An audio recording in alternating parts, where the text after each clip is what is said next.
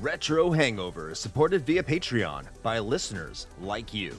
We would especially like to thank patrons Lyle McCarnes, Tony G, Tom the Superhero, Stud Still Smash the Milkman, Raging Demon, Mast Keaton, Lucas from Game Over Hell, Ozzy Garcia, JC, Megan Caruso, Rick Firestone, Dave Jackson, Jenny E, Retro Overdrive, Soha the Emperor, Storm Beagle, Matt aka Stormageddon, Pete Ross and Van Fernal from Super Garbage Day, Randall Quiggle, Keith Gasper, the Retro Vixen, Eric Guess, Nomad from the Retro Wildlands podcast, Ash Event, Alan Bingham, Mike the Rep from Backbreaker Gaming, Ryan Player One, Alt, Low5 Alex, Renner Dreaming, Omi, Makeshift Money, and Sega Boy 7. Your continued engagement and generous donations are deeply appreciated.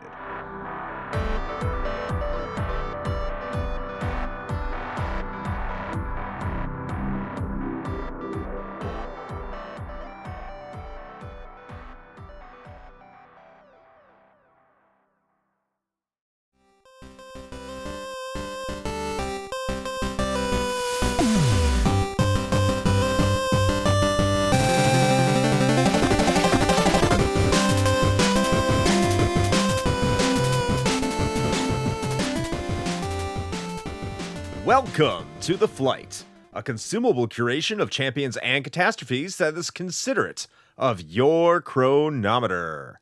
Hello, everyone, and welcome back to another edition of The Flight from Retro Hangover. It is myself, Chris Copeland.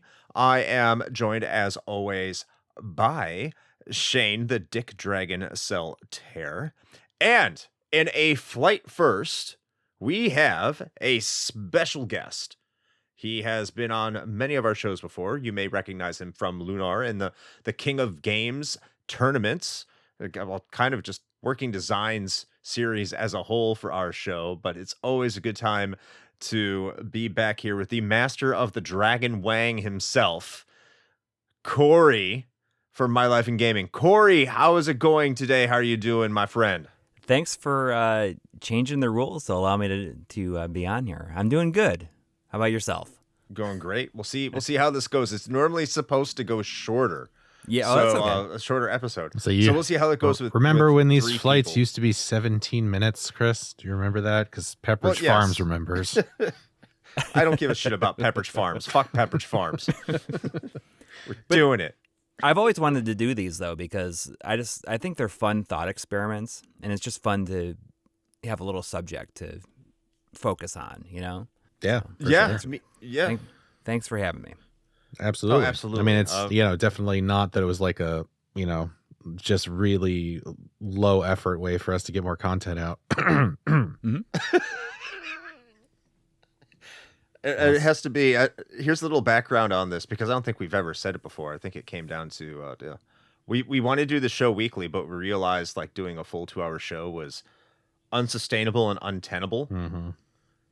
And Shane was like, what should we do? And I'm like, why don't we just do like one of those top whatever lists? Because, that's what people do when they're just trying to churn content out. And he's like, yeah. So that's the birth of The Flight. And it's like a sampling of different subjects. Like a flight is a sampling of. Well, and for beers. the truly dedicated fans out there, they would also recognize it as a callback to an old section of the show that we used to have way back in the day. Yes, when we used to talk about news. Yep. Gaming news? So glad that's dead. It'd be negative all the time. Just be a miserable experience. Anyway, we didn't talk about the order we're going in. I think, Coury, I think it's best you have the last word on this so you can give your number one last. Make the definitive number one. Oh, jeez. I'm real nervous about my number one being taken elsewhere, so we will see. But maybe my feelings will be unfounded. We'll find out. Yep. But what is the topic that we're talking about today? We are going to do the top 5 opening or starting stages.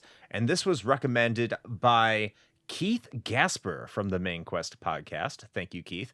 A frequent topic contributor to the flight. So thank you so much. When was it suggested? Because I think we want to make it clear whether or not this was before or after GameSack did an episode on this very subject. Good point. And Keith suggested this on August 4th, 2023. Okay, so I think that it's safe to say that we did not steal this. I mean, the timing is purely coincidental. Clearly stole this from us, is what we're saying. Yes, went into absolutely. The future. Now, it could be the fact that our patrons voted on it because of GameSack, because it is a great episode, and we encourage you to go check out that GameSack episode. So there's my sucking up to you for this episode, Joe. But let's move on to our top 5, and you know what? I'll kick this one off, and then we can go Shane, then Corey. Number 5. My number 5 is Bomb Battlefield from Super Mario 64. And why am I picking Bomb Battlefield? I think that when you look back at the dawn of 3D gaming, and you could say this much about Mario 64 as a whole, the 3D platformer really navigating in a 3D space was quite novel. So having an introductory stage like Bomb Battlefield in a game like Mario 64, where you could run around, explore, do a lot of things, and it wasn't a hand-holdy, really tutorial experience, even though there was a little bit of that, but it really let the player figure out what to do in a somewhat safe environment while not being completely safe. It's really what I consider to be the most introductory, like a master class of an introductory stage for 3D gaming as a whole. I think it does a fantastic job of introducing the player into what 3D could be. Not everyone's probably going to agree with me because, you know, it's aged quite a bit. I have been told. I don't agree with that. But you know what? I'll let people who don't like Mario 64 have their say in my contribution here. But I mean, as someone who had never played a 3D game before in their life, when I was at the tender age of 10, Bomb Battlefield did a fantastic job of just letting the player know what it really meant to play a 3D game. So that's going to get my number 5 from Super Mario 64. I think that's a good pick. I mean, really sitting back and thinking about it, it is the 3D equivalent of 1-1 from Mario 1. It teaches you how to play in that world, and subsequently, like every 3D game that followed. 100%. All right. Well, my number 5 is one that is like, it's near and dear to my heart, but I feel like I don't even want to say divisive. I just feel like most people don't like the game. But my number 5 is the Battle of Hoth from Star Wars Shadows of the Empire. Partially because it is arguably the best part of that entire game. And also because it's one of, I don't know if it's the only, I'm not as into Star Wars games to know if this was done in another way. It might have been, but as far as I know, it's the only way for you to literally play out the Battle of Hoth in a snowspeeder, which is friggin' awesome. It's a very sort of contained space, you know, so you're not like wandering around this giant open area or anything. And so you have a very clear objective, and the way in which, you know, you have to like strategically, you know, shoot the rope there, the tow cable around to get it attached to, you know, the walker's legs, and then actually go and circle around it to trip them. And man, it's such a fantastic introduction to the game. And then and then it drops you into Escape from Echo Base right after, and you're like, oh. And that's kind of like sort of how the rest of the game goes. I say that as someone who's actually a fan. I like the game, but I will admit that, you know, it's maybe a little rough for the rest of its runtime. But man, that Battle of Hoth, though, it's real good. And it was like often emulated, or maybe that was when they finally nailed it. That, and then I guess like Rogue Squadron 2 they did as well. But it felt like the Battle of Hoth is in so many games, and you know, is a highlight of every game that it's in.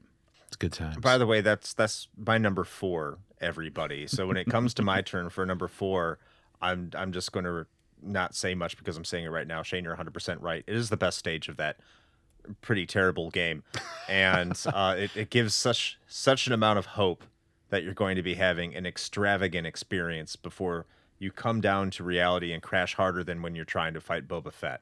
So, would you consider it a that's new gonna be number hope, 4. Chris? No, it's a destroyed hope. Oh, okay. It's a destroyed hope. It's just canonically a mess and will never financially recover. I'm talking about the video game, I think. Corey, what's your Oh, number yeah, 5? okay, yeah.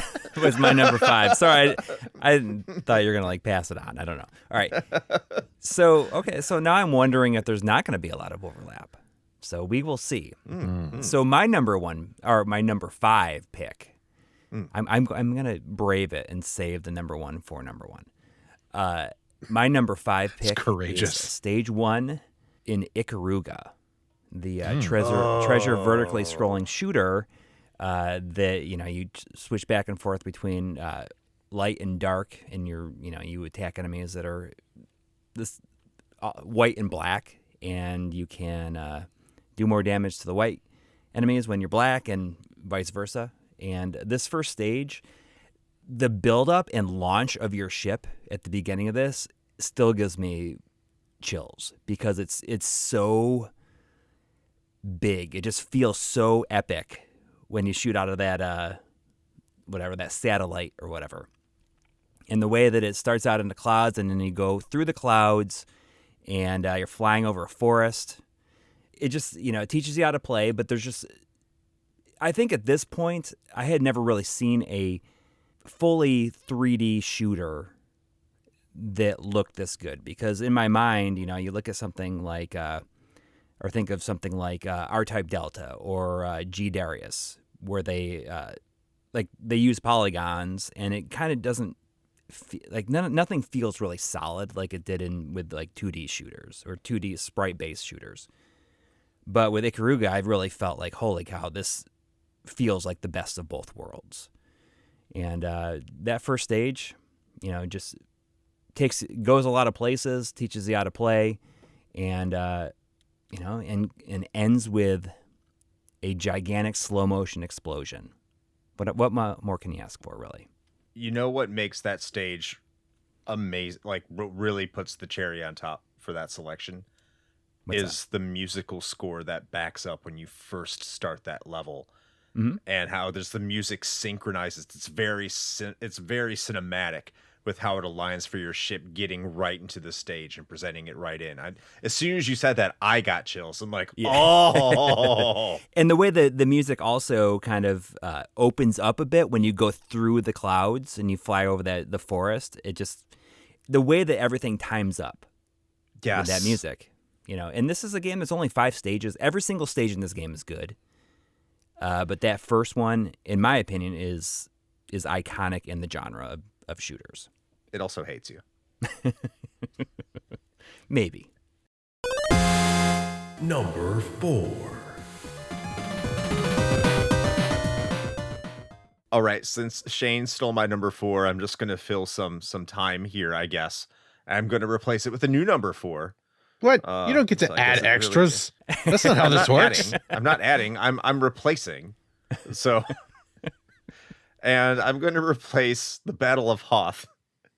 So I guess it's not really my number 4. And I'm going to go with Star Fox for the Super Nintendo. Ooh, that's a good one.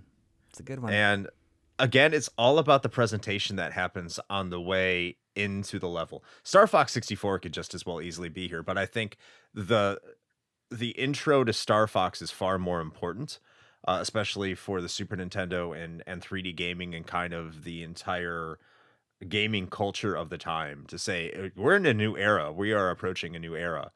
And if you go back, it still plays incredibly well. It probably plays well than a lot of people are expecting. There's no reason a 3D game on the Super Nintendo should perform this good. Ask Stunt Race FX. So Star Fox, yeah. Star Fox is it's a great introductory 3D game. It still plays well. that music, the way the music, again, it comes really down to the musical presentation. The way that musical presentation aligns with how the R-Wings are coming out of the launch zone at the beginning of the stage, it's very Afterburner-esque. And you can't tell me they didn't draw direct inspiration from it. It is so cool. It's so badass.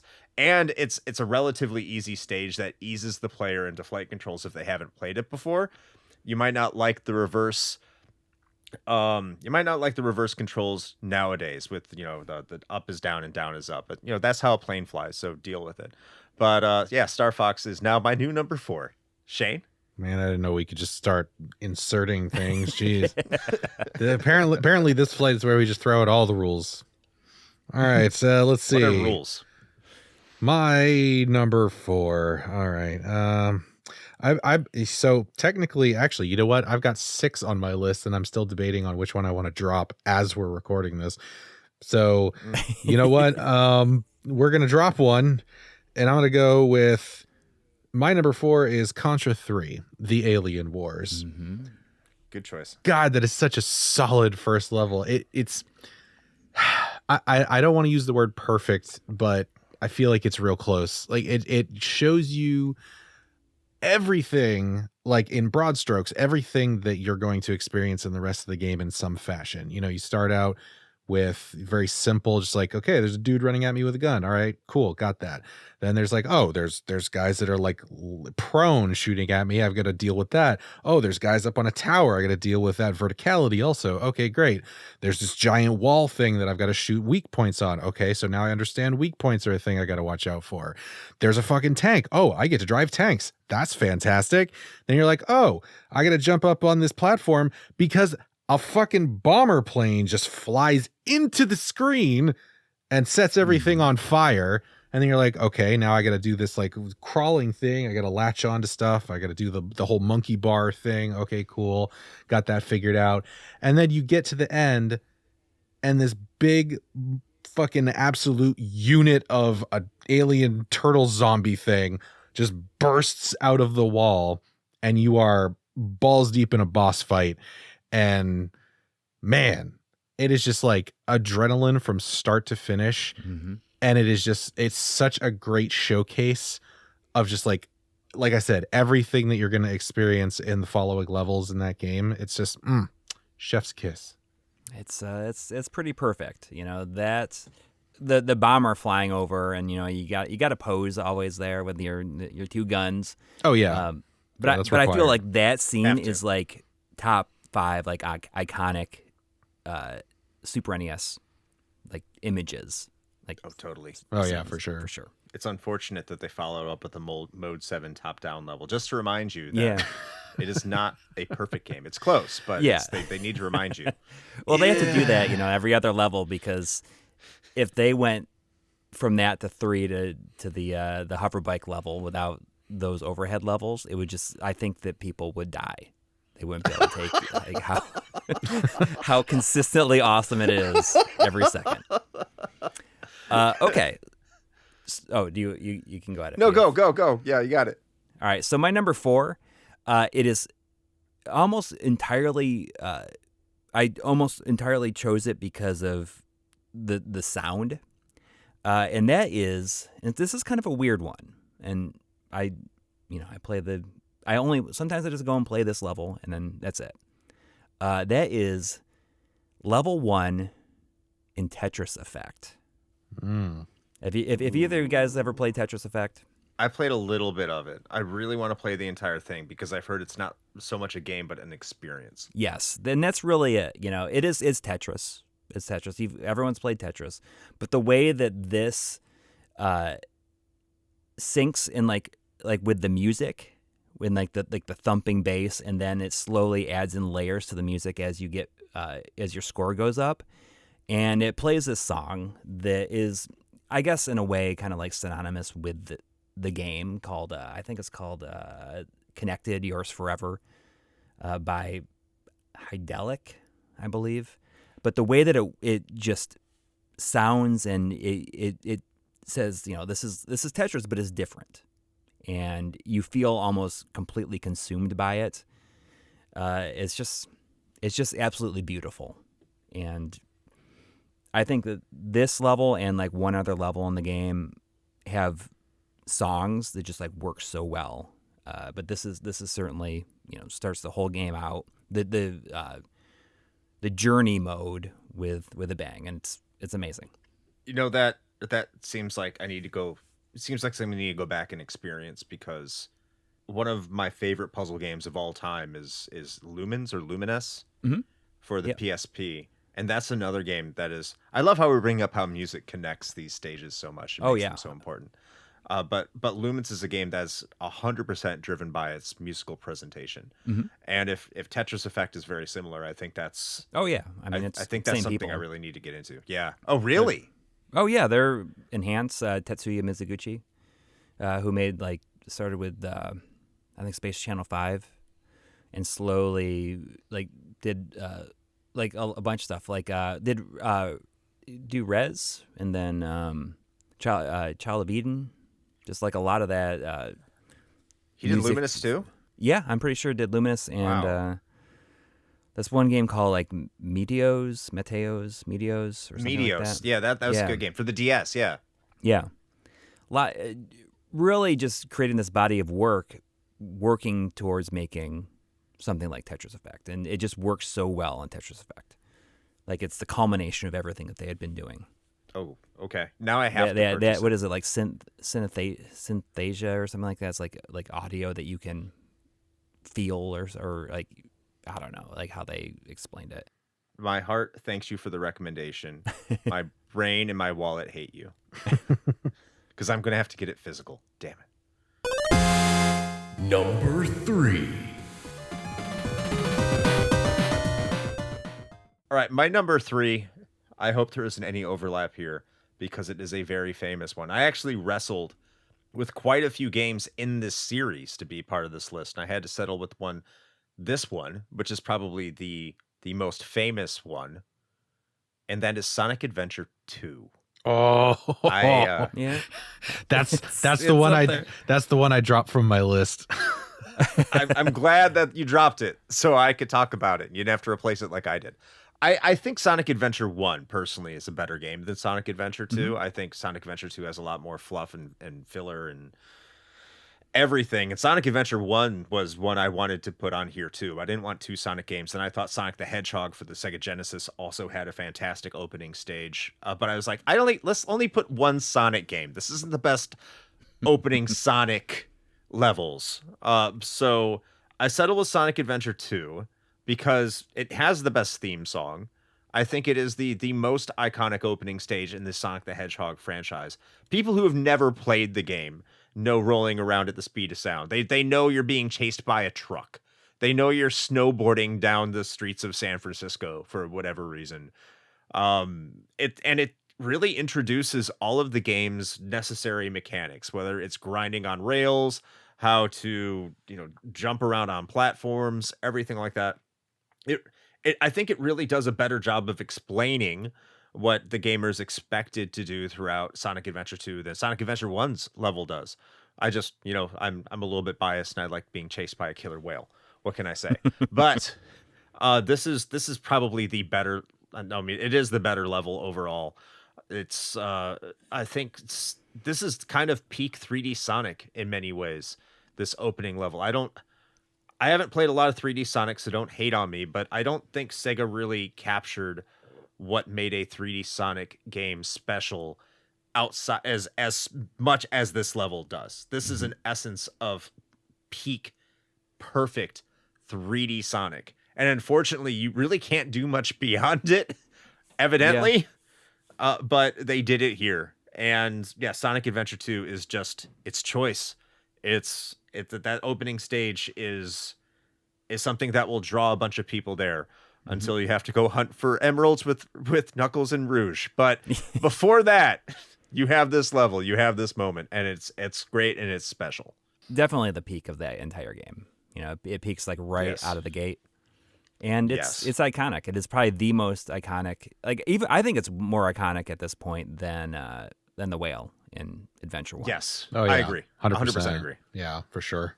It says something when I had it on my list up to the last minute, and I am a notorious Sonic hater, so there you go. All right. Well, moving on to my number 3. This is kind of taking a different tact in that my previous one, or really my previous 2, but definitely my previous one, and Sonic Adventure 2 are all like, yeah, this first level is fantastic because it's just like, it's like Mountain Dew in digital form. But this one is more about the fact that it is, I guess, to borrow a term from Chris from earlier in the episode, what I think is a real masterclass in showing and not telling and encapsulating an entire game's experience in one relatively small introductory sequence. And that is Dark Souls. The Undead Asylum is fantastically designed. It throws at you just about everything, at least at a somewhat high level, right? Like mechanically speaking, it throws just about everything at you in a very sort of rapid fire, very compact fashion. And not only that, but does an excellent job of setting the overall, tone for the game. It goes from everything from, hey, this is, what you are and why you're here. It's confusing, so you don't really know exactly what that means, but you at least have some sense.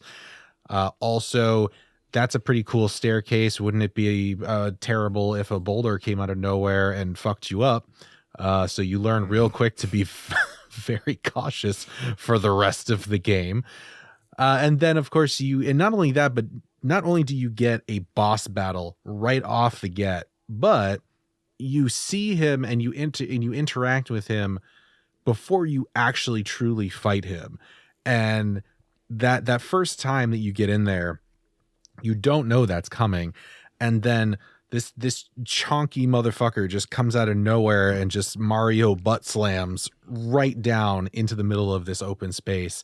And you probably shit yourself and then try to figure out where to go.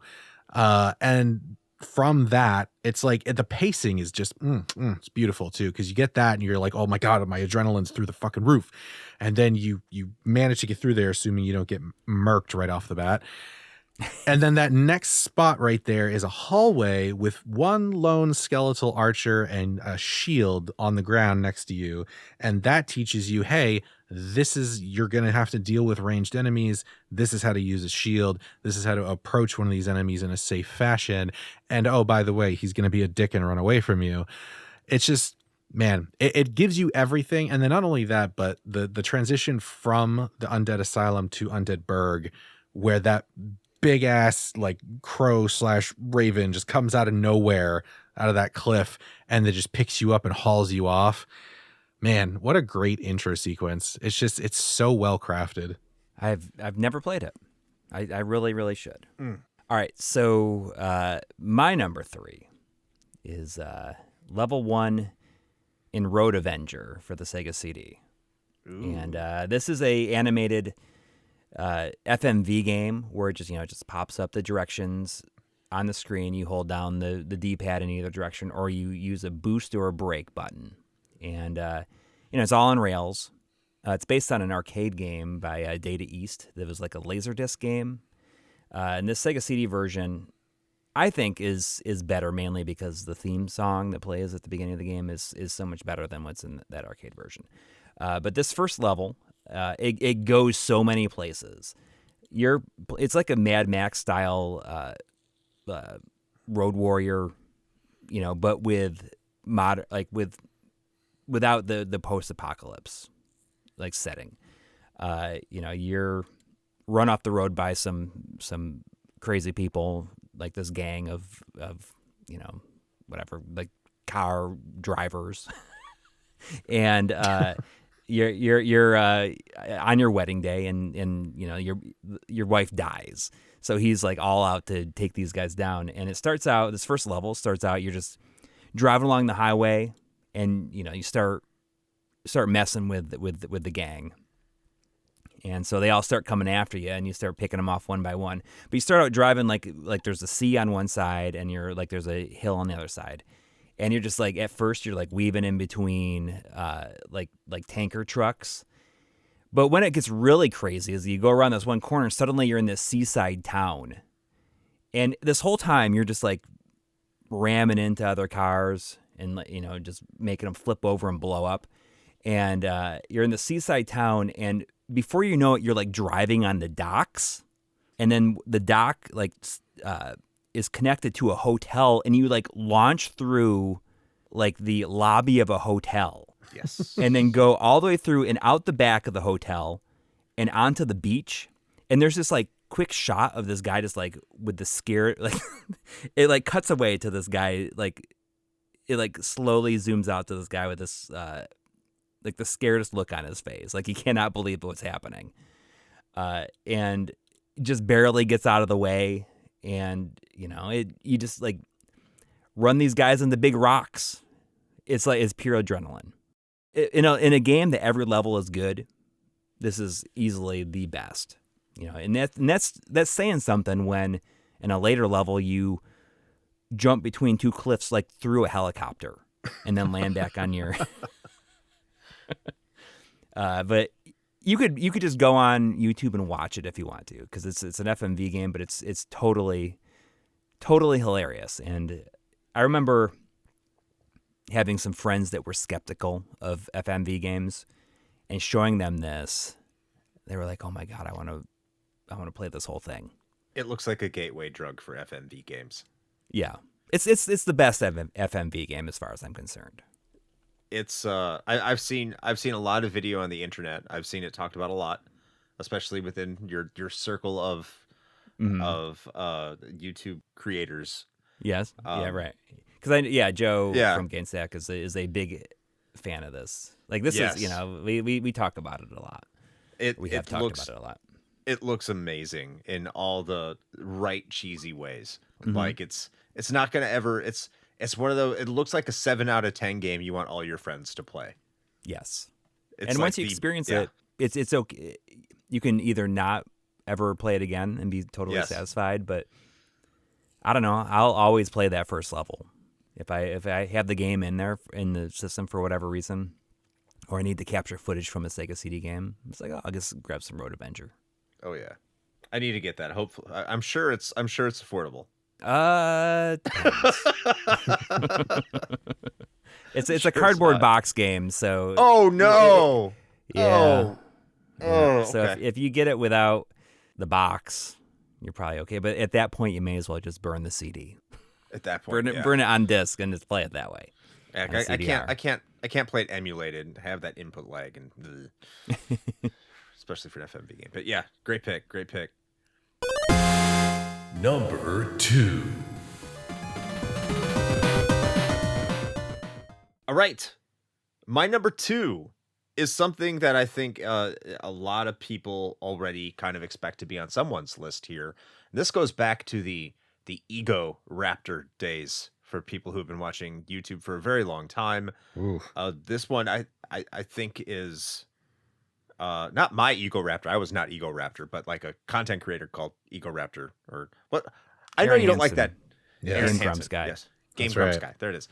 He made a video about this, and I think it explains it better than I Sequelitis, could. I think it was called. Was it? Sequelitis. Yes, Mhm. yes. Yep. I'm not saying dismiss everything I say. He just says it very well. But I mean, it's not a lie, and that's because Mega Man X has probably one of the greatest introductory. We're going to teach you how to play the game levels in video games. Period. There's zero handholding. It just throws you right in. It says, "Here's a game, go play it." And everything that the way that the game throws enemies at you, the way that the level is laid out, the way that it just introduces concepts to the player, and the way it eases the player into it, it's brilliant. Not to mention it's still not a gimme. Like the player has to grasp these concepts in order to make it to the end. It introduces characters perfectly. It introduces power dynamics. It does storytelling. It does gameplay demonstration. It really does introduce a new era of Mega Man just perfectly. Mm-hmm. I don't think there's any other way to describe it, because if you had been playing Mega Man in the NES days, and then you play this new Mega Man game, and you're thinking it's just going to be the same thing, it immediately lets you know that it's going to be different. It starts out by showing you, yes, I mean, there's still a lot of the similar things. You have the charge shot, you have the jump, you can't slide yet, and that will happen a little bit later, kind of. But you can do this cool thing called a wall jump, and you have to know how to do that. And it forces you how to learn how to do that. It's for a Mega Man game, which are games that I love. Again, using the word masterclass. This is an example of a masterclass of game design that the player will come out of that opening stage, maybe not ready to beat the game, but having a firm grasp and understanding of how to play the game going into all of the 8 stages, which, if you've never played a Mega Man game before, talk to anyone who's never played a Mega Man game before, throw them into Mega Man 1, 2, or 3. They're going to come out cursing at you because they're like, this game's too hard. I don't know what to do. I keep dying. Well, that's because you don't have an introductory level that teaches you how to play them. Mega Man X does that. So eventually you learn, even if you go through all the 8 stages, eventually you get to Chill Penguin and you'll get the dash boots. But while you're playing it, you have a general concept of what you're supposed to do, because that introductory stage tells you exactly what you're supposed to do. And it's great. So that's my number 2 is Mega Man X. It's just, it's a perfect stage. Do you think do you think for someone that has never really been huge into Mega Man, do you think Mega Man X is like a good entry point? Yes. Yeah, I would say so, because of that intro stage. And that's something they had never done before. And I also like the fact that, there is a boss, but you can't win. Yes. You will eventually be beaten. And I think that's kind of nice. It's like, It doesn't matter if you're bad at it, you're just going to the game will continue from there, whether or not you die. But that's the storytelling part to it. Right. And that, because then Zero comes in, you're like, oh, Zero who's this dude? He's better than me. He has more powers than I do. He looks cooler. I want to be this dude. I know I'm like lifting a lot from Sequelitis. It's almost like a direct quote from what he did. But I mean, it's true. It's true. You're like, how can I be as cool as him? How can I get his abilities? How can I be that strong? What do I need to do? And you realize you're not the strongest maverick hunter on the block. You need to enhance yourself. And that encourages the player to go out and explore and find things once you know that you can find things. Like, I want to be the most powerful robot too. It's just, it's really cool. And it's equally as important for new players and old players.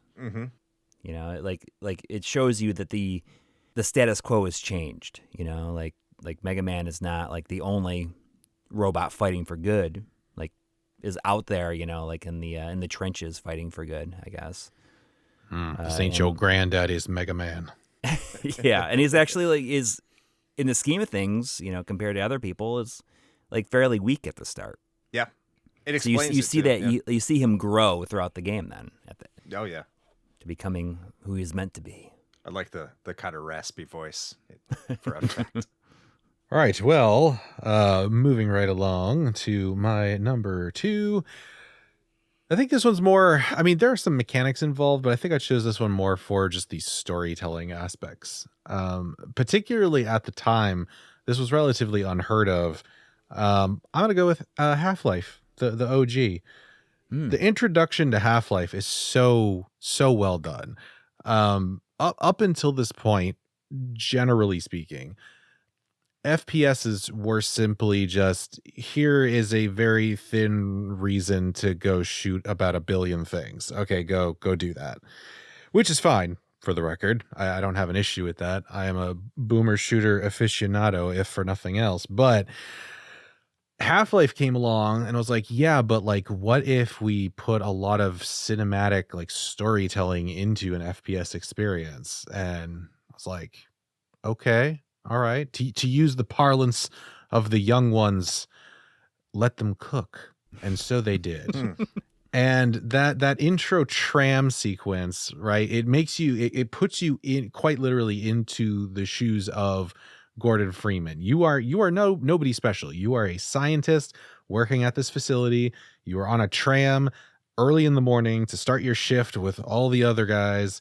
and things are pretty just normal. And you spend a decent little chunk of time kind of just looking out the windows of your tram car, just kind of taking in the, the surroundings. And then it's sort of, slowly you start to meet more people. You meet some of the fellow scientists there.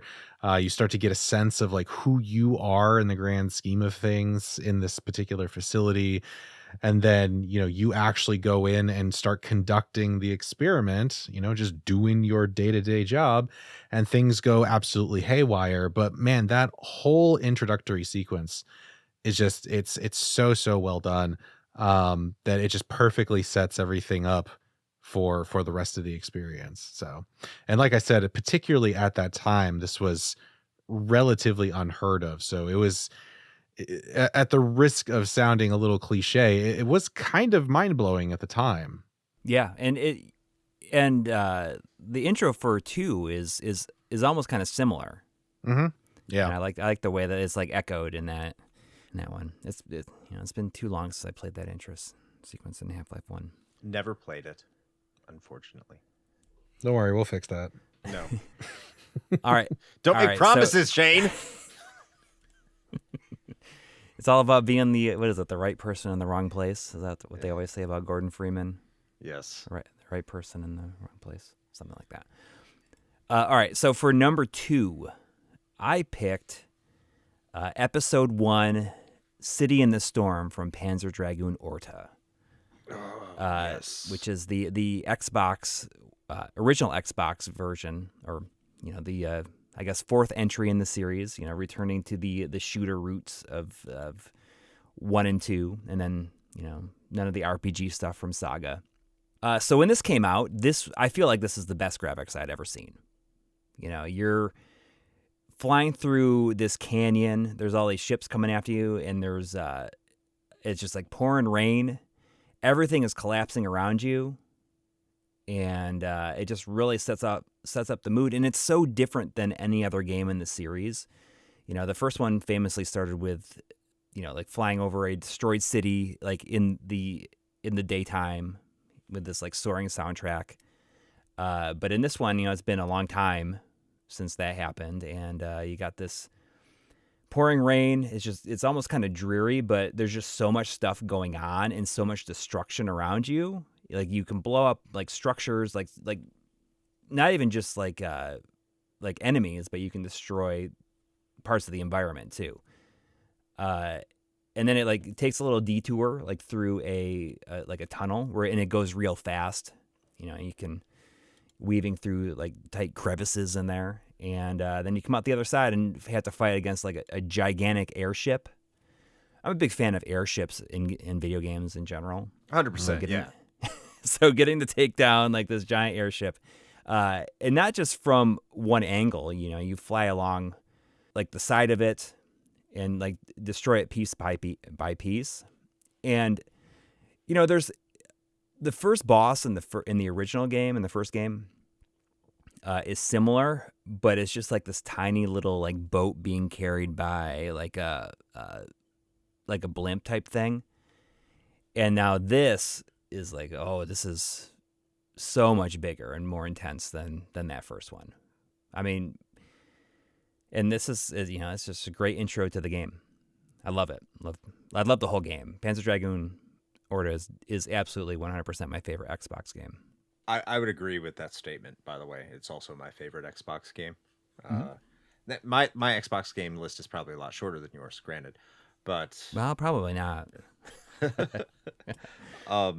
It's a great game. It's an underrated game. It's a game that's not talked about nearly enough. And I think like you could take an opening stage from 1 Zwei or Orta, and they could all be on this list if you really wanted to. Right. There's fantastic opening stages, very much on the presentation front, and Orta's no exception. So I think that's a fantastic pick, and thank you for talking about it. We need more people talking about Panzer Dragoon Orta. 100%. Yeah, and it's if you have an Xbox, it's backwards compatible. It runs at 4K 60. Looks gorgeous on Xbox One and Series systems. That's why I'm happy to have a Series X, and I'm lucky enough to have a physical copy of Orta. Oh, so good. So good. I got mine. I was lucky enough to have it signed by the composers for the game when I was at MagFest Oh, that's a awesome. few years ago. Yeah, it's kind of neat. Number 1. All right, we're on to number ones. And I think it's really hard to put an RPG on a list of opening stages because not all of them have the best opening sequences. Like they're so long and drawn out. You're like, what is really an opening sequence? What does that constitute? Well, I think I have one that I don't think there's any question that it's an opening scene. I also think it's the most iconic opening scene in all of RPG history. And it did a lot to drive the genre here in the West. They probably don't think this in Japan, but I don't live in Japan. So it is Final Fantasy VII is my number one for best opening sequences. The music, the presentation, how it's just for a lot of people, I could imagine this is the first time they're ever playing a role-playing game in their entire life. And here's something that's just cool. And the speed and the pacing and the way it drives you into what feels like a really consolidated experience. That was, first of all, is perfect for demos. This was this was the demo that came at Tobal #1 here in the United States that we got. I think was the same in Japan. That it also came at Tobal #1, and it's that perfect slice of setting up the world of Final Fantasy VII.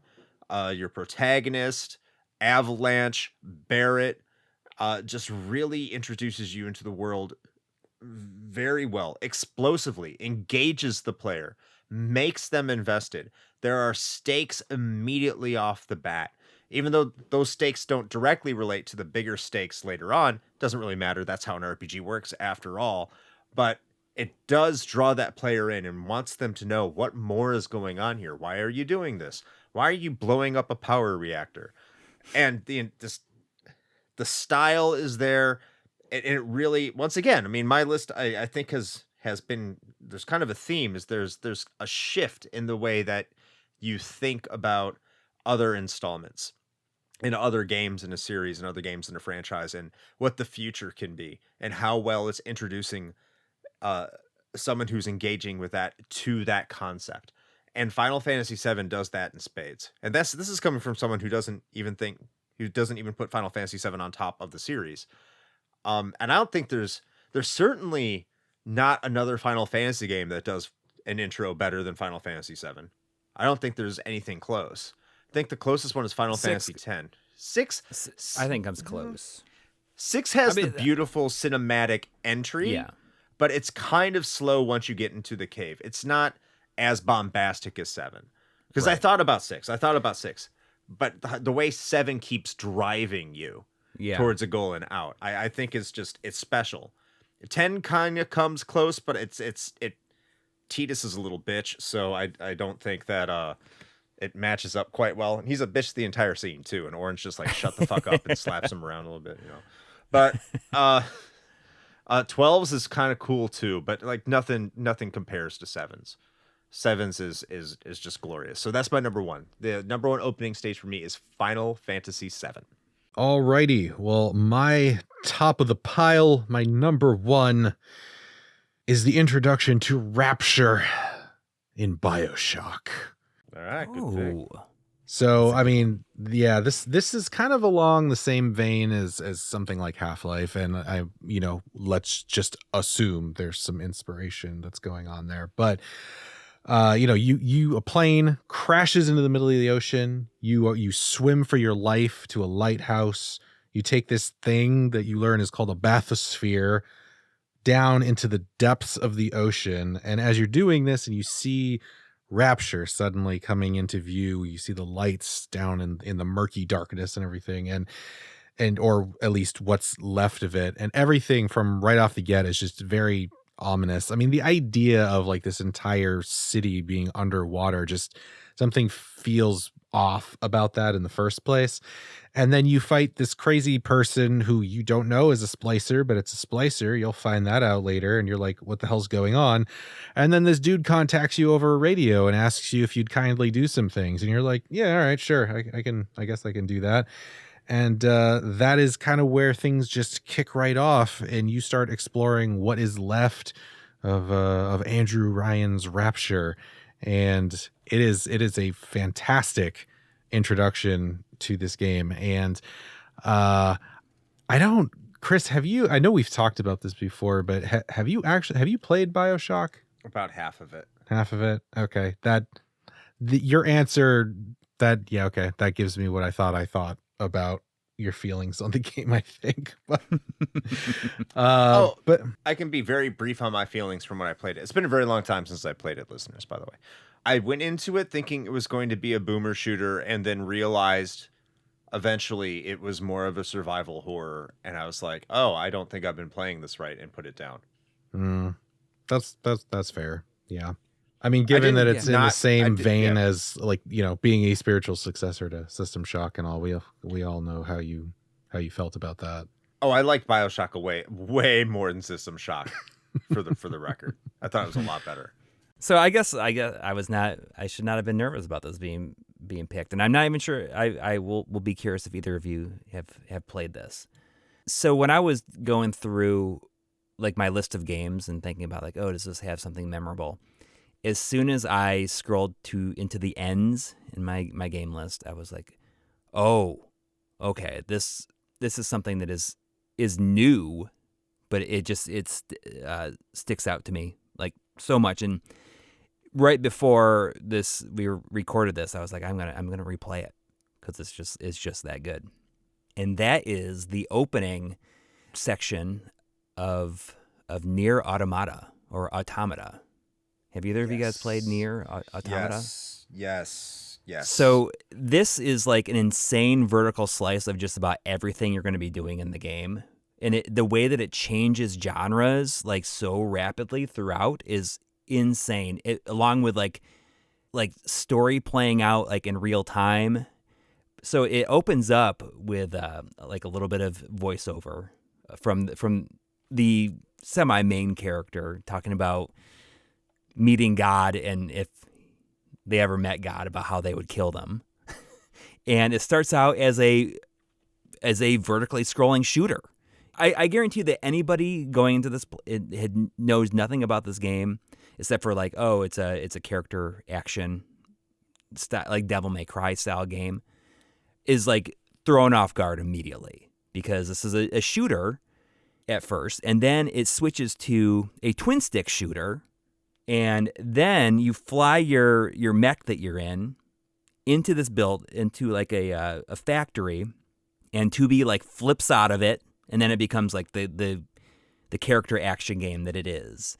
And the way that the music like builds up throughout this whole section is like absolutely insane. And then you fight a couple of enemies, and then it switches to like a side scroller. Where like the camera is locked like in 2D into 2D mode, and then you end up fighting this gigantic robot with these like giant like buzzsaws on each hand, and it's just enormous. And eventually you get back into your ship and fight this thing from the air in a kind of like on rails type shooter. And this whole section is, I don't know, like 30 minutes, but it's like the intro to the game, and it's amazing. And in a game full of like amazing things, like this is the idea that you're that this is how the game is starting is like, oh my God, is this going to be the best part? But it's kind of not. Like there's like just as good as stuff throughout the rest of the game. And if anybody listening to this, if you've played the game, you know exactly what I'm talking about. Like this is one of, if not the most memorable opening to like an action game, the action RPG that I've ever played. Yes, it is great. It's a great opening. Automata is a great game, by the way. Yeah, I prefer the first one. Mm-hmm. for the story. By the way, Nier's the first Nier's opening is also very good. Yeah. The like, Oh, Yoko, right. yeah, they're both fantastic. Mm-hmm. If you have not played either of the Nier games, you need to. You just need to. That's all I'll say. Coury, you're spot on. It's a great opening sequence. It's a great opening stage, and I highly encourage people to check that out. Yes, if you feel like your life is just going too well and you need to bring yourself back down a little bit, I highly suggest Nier because it will crush your fucking soul. It has a way of doing that for sure. It does. But in It's in the You know, the best like- way possible though. Like that, I absolutely adore that game. and that music that plays during the whole thing is just like so good. It is so good. Like it has like this slow build up to it. Man, just like goosebumps thinking about it still. Oh well, there we have it. Our completely unsurprisingly lengthy flight this time around. Yeah. we've done it. We've broken This was a new pub crawl. ground. Yeah, yeah, exactly. Where's the free Uber? I need to get home now. But we did it. We sure did it. And I mean, now that we've kind of like broached this barrier, I guess you could say, who's to say? Like maybe more flights in the future will start featuring more guests. Who knows? Anything is possible. But Coury, first of all, thank you for being here. We very much appreciate it. Yeah, it's fun. It's fun to talk about good stuff. Yes. Things we like. Positive things. Yes. Not negative things, like things that need to die or something.